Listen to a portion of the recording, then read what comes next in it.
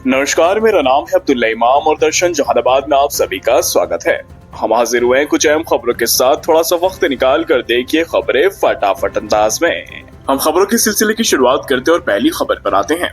लगातार हो रही बारिश के कारण फल्गु नदी का जलस्तर एक बार फिर से बढ़ गया है। शुक्रवार की रात लगभग 2 बजे अचानक आई बाढ़ ने कई गाँव में तबाही मचा दी है।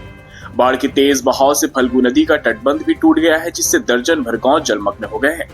प्रभावित इलाकों में भारथू, नंदना, तुलसीपुर, मेट्रा, बेलतरिया शामिल हैं। इस बाबत ग्रामीणों का कहना है कि इससे पहले भी नदी के इस हिस्से में तटबंध टूटा था, लेकिन प्रशासन द्वारा सही से मरम्मती नहीं की गई। नंदना गांव के किसान अरविंद शर्मा ने ये बताया कि टूटे तटबंध के कारण लगभग 2 दर्जन गांव में पानी घुस गया है और धान की फसल पूरी तरह से बर्बाद हो गई है, जिसकी वजह से अब हम दाने दाने के लिए मोहताज हो गए हैं। वहीं बाढ़ की सूचना मिलने के बाद घोसी विधायक रामबली सिंह यादव ने प्रभावित क्षेत्रों का जायजा लिया और कहा कि घोसी तथा मोदनगंज प्रखंड में हुई भारी तबाही के लिए भाजपा और जदयू की सरकार दोषी है। फल्गु नदी में आई बाढ़ प्राकृतिक आपदा नहीं, बल्कि ये सरकार द्वारा प्रायोजित मजदूर किसानों पर विपत्ति है। फल्गु नदी में जहां बालू नहीं था वहां गाद और मिट्टी भरा हुआ है और जहां बालू था वहां करीब 20 से 25 फीट तक गहराई है। इससे असमानता के कारण तटबंधों पर दबाव पड़ रहा है। इसके आगे उन्होंने ये भी कहा कि दुर्भाग्य है कि पिछले दिनों आए बाढ़ के दौरान मैंने इस सारे विषयों पर जिला प्रशासन से बात की थी, लेकिन किसानों, मछली पालकों तथा मजदूरों के हुए नुकसान की भरपाई करने तथा टूटे हुए तटबंध एवं सड़कों पर मरम्मती एवं मजबूतीकरण करने की गारंटी की जाए, लेकिन आज तक ना तो सड़कें और ना ही तटबंधों को मजबूत व सुदृढ़ीकरण किया गया। सिर्फ कुछ जगहों पर बालू का बोरा रखकर खानापूर्ति की गई है। साथ में खिरौटी एवं शाहपुर पंचायत को जाने वाली सड़क काफी मशक्कत के बाद फिलहाल मरम्मत में है।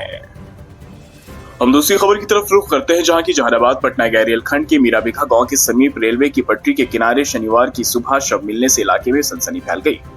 जिसके बाद लोगों ने स्थानीय थाने की पुलिस को सूचना दी तो पुलिस ने मौके पर पहुंचकर शव को कब्जे में लेते हुए पोस्टमार्टम के लिए सदर अस्पताल लेकर आई। इस बाबत पुलिस ने बताया कि मृतक की पहचान अब तक नहीं हुई है। मृतक ने ब्लू बनियान और ब्लू पैंट पहना है और देखने से ऐसा प्रतीत हो रहा कि मृतक की उम्र लगभग 40 से 50 वर्ष की है। गौरतलब हो कि पुलिस के द्वारा पहले शव की पहचान करने की कोशिश की जा रही है और पहचान होने के बाद ही इन सवालों पर से पर्दा उठ पाएगा कि आखिर किस परिस्थिति में मृतक की मौत हुई, उनका शव रेलवे ट्रैक के किनारे कैसे पहुंचा।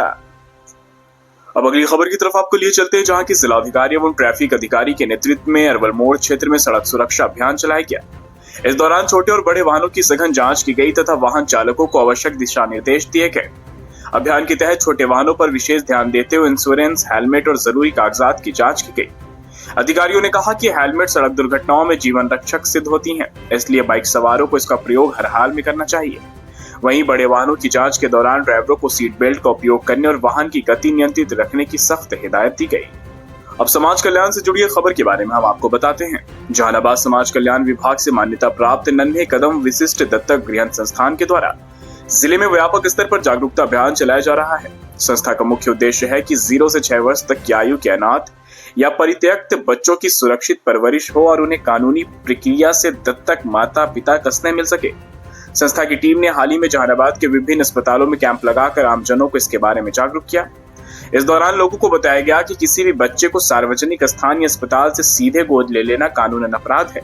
बच्चों को केवल निर्धारित विधिक प्रक्रिया के माध्यम से ही गोद लिया जा सकता है, जिसके लिए नन्हे कदम विशिष्ट दत्तक गृहन संस्थान इस क्षेत्र में काम कर रही है।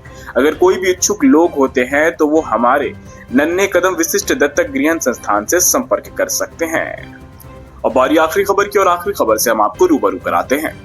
कहा जाता है कि कानून के हाथ बड़े होते हैं और इससे कोई नहीं बच सकता।